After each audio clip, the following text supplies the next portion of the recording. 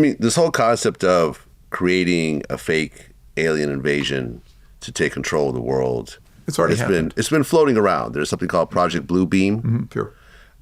And more recently, I remember there was a comic book I read that later on became a movie and a series called The Watchmen, where essentially the premise of the comic book was that, in an alternate, reality, America and Russia are about to launch nuclear missiles at each other, and one of these guys, Ozymandias, basically drops a fake alien in the middle of Times Square that kills thousands of people, and suddenly everyone unites, and America and Russia are best friends. Well, the best thing for that was Independence Day, the movie. Right, that as well. Right. That's the one that was really the hallmark, and that was right out of CIA psyop, psychological warfare scripting, because it was like the whole world united around fighting the alien threat. Now, obviously, it's a sexy movie line. It works in Hollywood here. You can be as dumb as you want to be and make a $2 billion movie, right? But don't quote me on that. Let me take that out. But true. But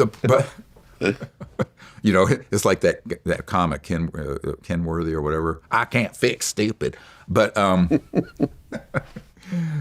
but we have a situation where that narrative has already happened. Here's the litmus test for this. When I was first starting to do this in my spare time as an emergency doctor, it came out that I was involved with, I think, because I'd been on Larry King Live back in '94 or something like that. And my youngest daughter's school teacher wanted me to give a talk, and these are first graders in North Carolina, in Asheville, North Carolina.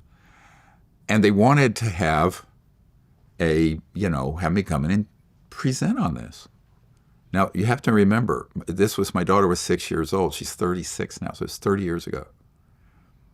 And the first question out of the mouth of a babe was, yeah, but Dr. Greer, aren't you afraid that if you go out, you'll be abducted by the aliens? Now, this is a first grader in North Carolina 30 years ago. And at that point, I went, boom, psyops have reached saturation. That between movies and entertainment and the ufology mythology, everyone thinks that's going on when it's a CIA psyop, right?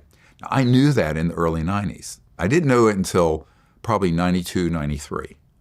And then I had men who were operational, who had been on man-made UFOs using strange robotic grays and other creatures to abduct people for the psychological warfare value, but also to cover up some real events. So sometimes there would be an actual ET event or an experimental aircraft of ours that looked like a UFO, and people would have seen it, and what they would do is create this fake alien abduction. Same thing with the cattle mutilations. That's what those are. Mm-hmm. And we've known this for a long time. Now, that's not the conventional wisdom. It's certainly not what someone like Lou Elizondo and those folks would go in and say. They say, oh, no, that's what the aliens are doing. And they know damn good and well it's all a psyop.